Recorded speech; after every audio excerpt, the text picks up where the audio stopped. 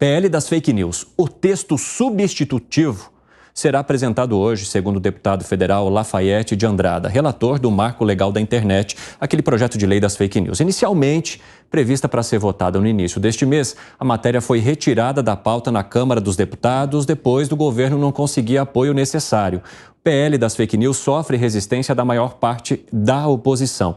O que tem? Tem o relator do PCdoB do projeto atual. E agora o Lafayette de Andrada está com uma ideia de se apresentar um texto que substitua completamente e levar para o Congresso para ver se isso passa. Um texto substitutivo resolveria a situação que está em torno desse debate, Alan Gani? No meu entendimento, Evandro, não. Tem que ser enterrada essa discussão de fake news, não é prioridade. Quer dizer, agora a gente vai acabar com a mentira, né, que sempre teve, infelizmente, na história da humanidade. De repente a gente vai acabar agora com a mentira, criando uma lei que é um mote para a censura. Porque, veja, a liberdade de expressão já está em xeque nesse país, inclusive durante o processo eleitoral foi utilizado durante o TSE.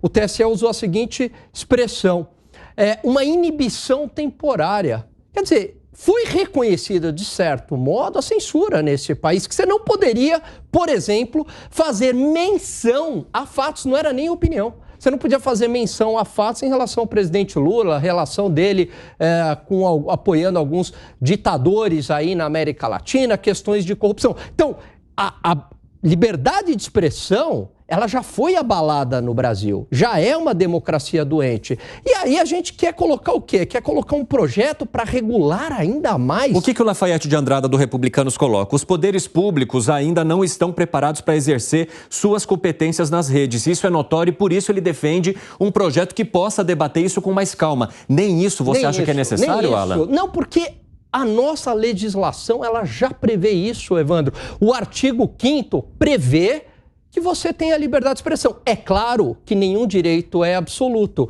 mas isso também a nossa Constituição, ela já prevê. Você pode fazer um mau uso da liberdade de expressão? Pode, você pode utilizar para caluniar, para incitar a violência, mentiras, e você passa a ser responsabilizado por isso, como é no mundo real ou no mundo virtual. Você pode sofrer um processo. Então, para que mexer nisso? Quer dizer, esse mundo perfeito, asséptico, ele não existe. O que é prioridade nesse país? É saneamento básico ou PL das fake news? O que você acha de uma substituição do projeto atual, hein, Gustavo Segré?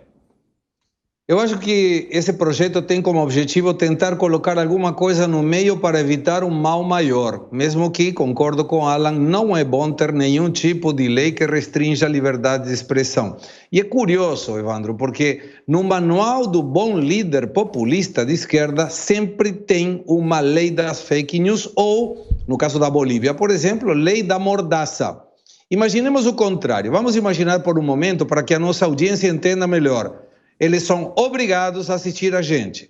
Pense ou não pense como a gente, goste ou não goste do programa, só pode assistir a gente. E nós determinamos o que eles podem ouvir ou eles podem assistir.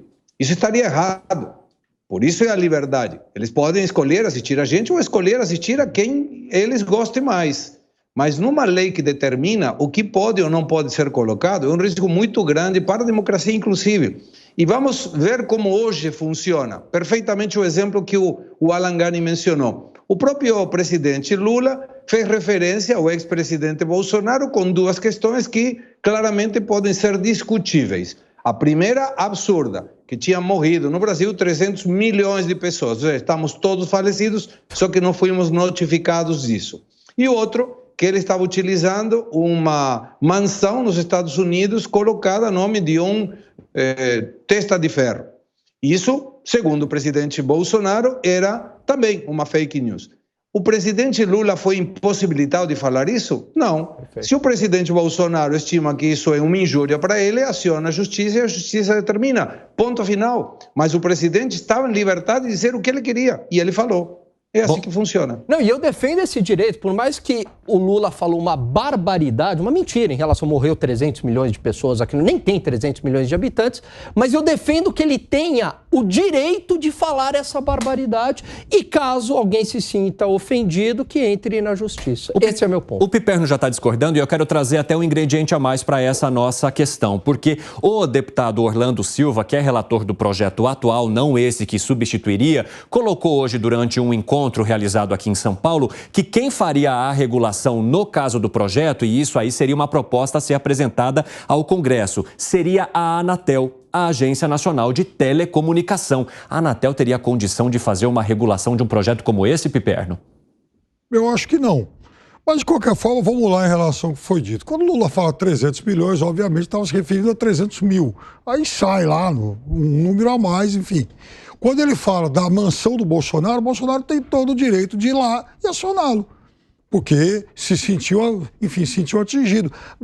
Da mesma forma que o Lula fez isso, quando o Eduardo Bolsonaro falou que o Lula herdou lá 246 milhões de letras do Tesouro, lá, algumas aplicações que a dona Marisa tinha feito, e aí descobriu-se, o juiz lá tinha errado a conta e eram só 26 mil. O que foi, Gani? Não, Piperno, eu tenho dúvida se ele se confundiu ou se tem um método aí, porque não é a primeira vez, tem um vídeo, você deve conhecer esse vídeo, que circula já há bastante tempo, que ele está numa reunião com algum embaixador fora, e aí um petista conta essa história, fala, o Lula chega lá e vai chutando uns números, né? Fala que no Brasil tem tantos milhões que passam fome, até esse petista falou, mas peraí, tantos milhões que passam fome não fecha, e num tom jocoso, dando risada, né? Aquela esperteza no mau sentido de chutar número. Das crianças.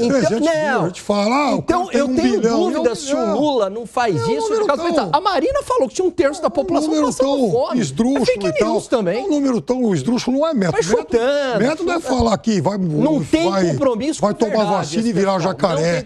Isso aí é método. Vai tomar vacina e virar jacaré. Isso é uma figura de linguagem, porque evidentemente que ninguém vai virar jacaré. É método, então. Uma imbecilidade, né? E para assustar a população. Agora, por exemplo, o Segredo citou a Bolívia. Bolívia, realmente, essa lei é um absurdo. E a Bolívia, infelizmente, ela não melhora em algumas coisas. Por exemplo, liberdade de expressão. Porque o general Hugo Banzer, um assassino direitista que foi ditador da Bolívia há muito tempo, obviamente não era conhecido pelos seus pendores democratas e também não era alguém que concedia liberdade de expressão, a população ia lá e matava em fim de conversa. O Morales. E foi, inclusive, o Morales, por incrível que pareça, diferente do Banzer, foi eleito, era uma figura extremamente popular, mas que também, no seu último período, comete a infeliz ideia, péssima ideia, de querer reformular a Constituição na marra para poder ser candidato de novo. Isso é uma coisa lamentável. Lamentável, óbvio que tem que ser criticado. Continuismo tem que ser criticado sempre. Quem fazia muito isso aqui na América Latina, na América do Sul, eram essas ditaduras aí. E, infelizmente, o Morales, por exemplo, gostou da ideia. E o Lula, por exemplo, quando um aloprado do PT, em 2009, veio com a ideia de tentar reformar a Constituição para permitir que ele, Lula, se candidatasse a presidente de novo, ele falou, para com isso.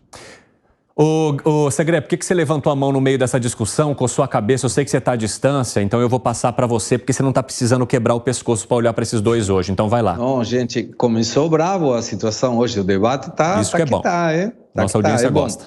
Não, mas somente para clarificar, essa lei da mordaça foi uma proposta de esquerda, não foi uma proposta que vem de antes, não, é uma proposta de esquerda. E aqui, inclusive, na Argentina também, tem uma lei com o mesmo nome, Lei das Fake News, que tentou a Cristina Fernandes, não deu certo, e era para regulamentar a mídia e a internet. Igualzinho, está no manual, eu acho que está na página 44 do manual do populista de esquerda, que deve colocar a censura aí no meio e dar o nome que ele quiser. Segre, e a Anatel? E a Anatel como possível reguladora, o que você vê disso?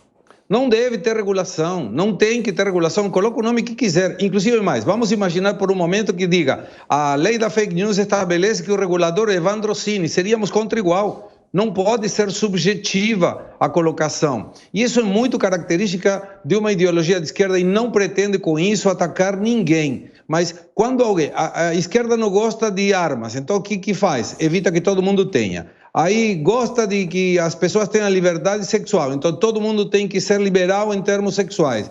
Não gosta do programa, então cancela o programa. Pô, deixa a gente escolher o que ele quer, não precisa ser igual para todo mundo. Ô, Segré, sabe o que é interessante? Vamos melhorar os índices de criminalidade, por exemplo, com uma lei para menores irem para a cadeia, né? 16 anos, enfim. Não, a lei não resolve, as questões são muito complexas. Aí, quando em relação a fake news, não, aí precisa ter lei. Então, tem um discurso que é muito escorregadio e ele é muito dúbio, porque ora queremos regulação e queremos lei. Quando interessa para a patota, quando interessa para a agenda. Ora, não, lei não resolve. Piperno, você não vê essa dualidade? Veja, a direita do Brasil... Vejo ou veja? Não, a direita do Brasil e a extrema-direita do Brasil adoram confundir algumas coisas.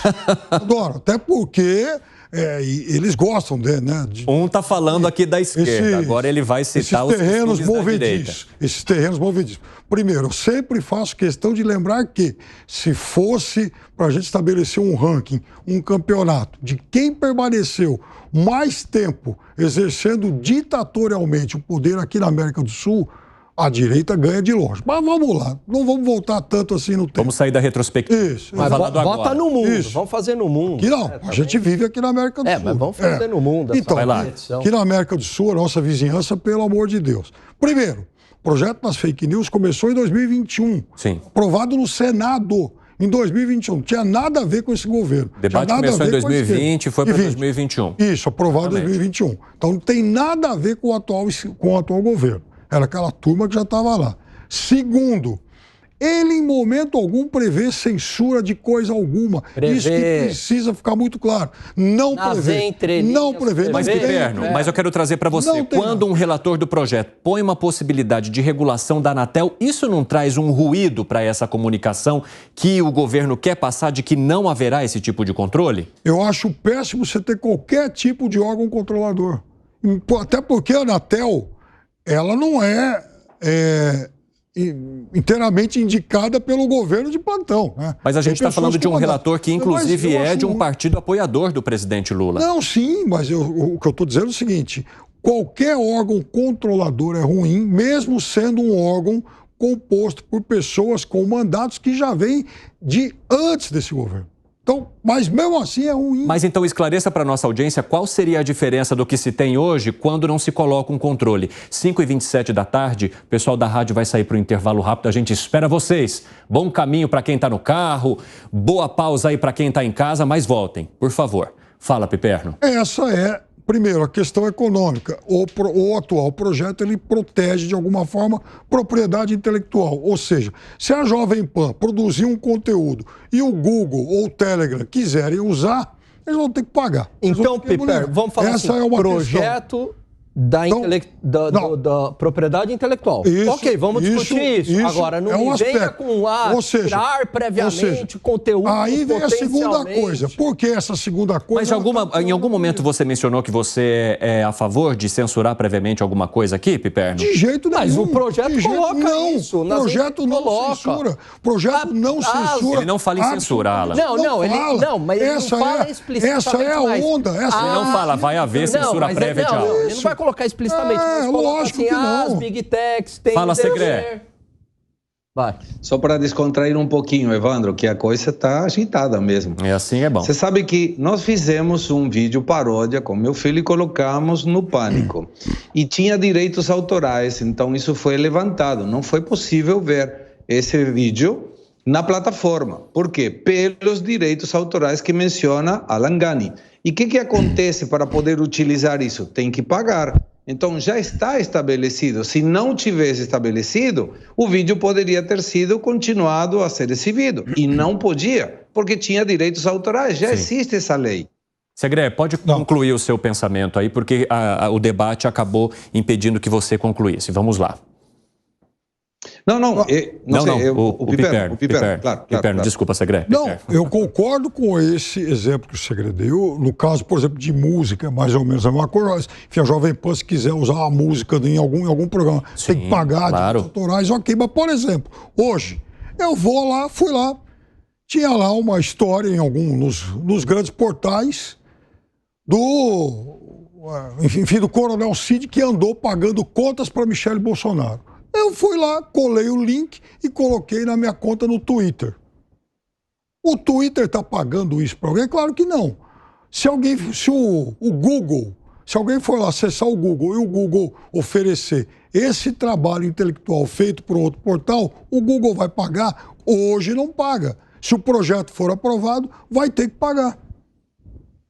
Bom, falando de pagar, o que foi, Segré? Não, rapidinho. Você sabe que isso é fácil de resolver. Como? Hoje, quando nós entramos em alguns sites, eles têm que pagar uma assinatura, senão você não consegue ver. Muitas vezes colocamos um link no Twitter, por exemplo, e se não tiver assinatura, você não consegue ler a matéria.